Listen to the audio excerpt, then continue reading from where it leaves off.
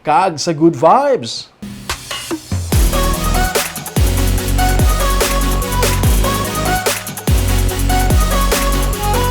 Sa tuanay kung magsiling kita nga barangay Katilingban sa Talisay City, tuman kalayo kag sulumpaan ang dalan. Pero sumugod sanggin kaayo na ang dalan, naging paborito na ini nga kanadtuan sang mga turista.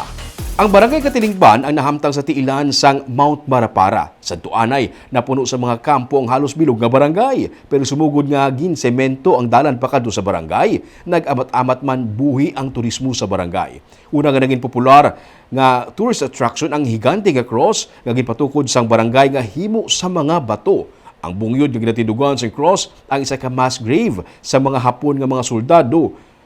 Gani, ginpabutangan sang cross sa barangay sa pagpanguna ni punong barangay Jude Abellana. Sa interview sadto sa punong barangay, iyagin sila nga dako ang nangin bulig sini sa turismo sa barangay bangod may mga nagasaka sa cross kay katahom sang view sa ibabaw.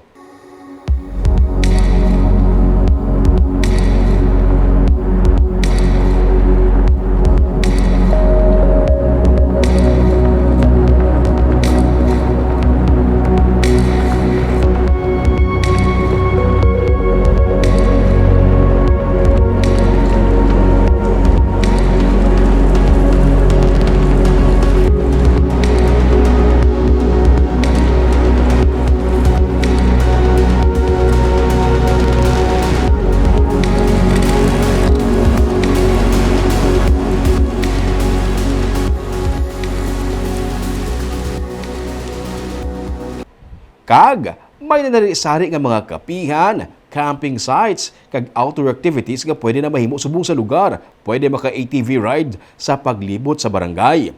Pwede makakapi-kapi, magkaon, magcamping.